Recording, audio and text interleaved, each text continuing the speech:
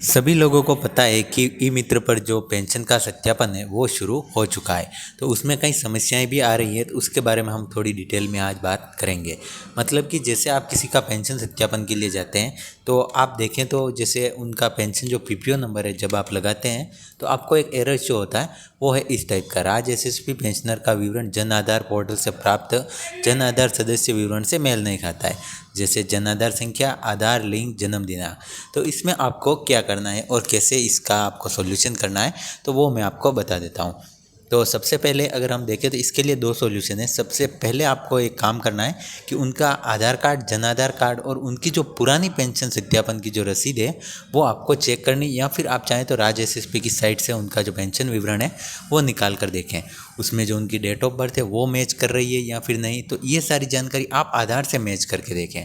आधार card में है वही है, मतलब कि उनकी जो स्पेलिंग है वो वाली सही है या फिर नहीं, नाम, लिंक सब कुछ आप उससे चेक करें। उसके बाद में जब आपको आधार से उसमें सब कुछ करेक्शन लग रहा है तो आपको जन आधार में ई केवाईसी करनी है, और ई केवाईसी होने में लगभग 15 से 20 दिन लगते हैं। उसके बाद में आप सत्यापन करेंगे हो जाएंगे।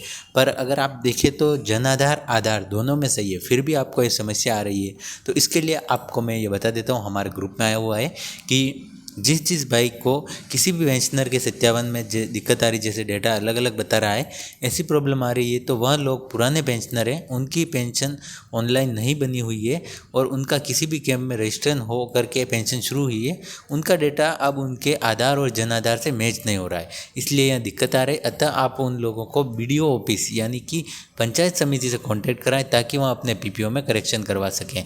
क्योंकि कई ऐसे लोग हैं जिनकी पेंशन किसी कैंप में पहले जब आप देखें तो ये ऑनलाइन सिस्टम नहीं था तब चालू हुई है, तो उनका जैसे कि नाम है वो मिसमैच होता है, मतलब कि नॉर्मल जो नाम कहते हैं वो उसमें वो चालू कर देते हैं, और अब जो डेटा है वो आप देखें तो जन आधार, आधार में मैच होकर होता है, और ये वाला जो डेटा है उनके पीपीओ में अपडेट नहीं होता है। तो ये आपको पंचायत समिति में उनसे कहना है कॉन्टैक्ट करके, या फिर आपका कॉन्टैक्ट है तो आप उनका डायरेक्ट करवा सकते हैं, और जब वहाँ से करेक्शन हो जाता है तो आप सत्यापन कर पाएंगे। तो ये छोटी सी प्रॉब्लम है जो अब सभी को आने वाली, क्योंकि अब आप देखें तो जैसे जन आधार की ई केवाईसी होगी, सारा डेटा आधार का दोनों मैच हो जाएगा। उसके बाद में पेंशनर का जो पीपीओ नंबर है उसमें अगर नाम मिस्टेक है या फिर जन्म तारीख मिस्टेक है तो वो मैच नहीं होगा। तो ऐसे में ये चीज़ आपको करवानी होगी। तो ये छोटी सी वीडियो थी, आशा करूँगा आपको ये जानकारी अच्छी लगी होगी। अगर आपके मन में और भी कोई सवाल है तो कमेंट करें, मैं आपकी हेल्प करने की पूरी कोशिश करूँगा।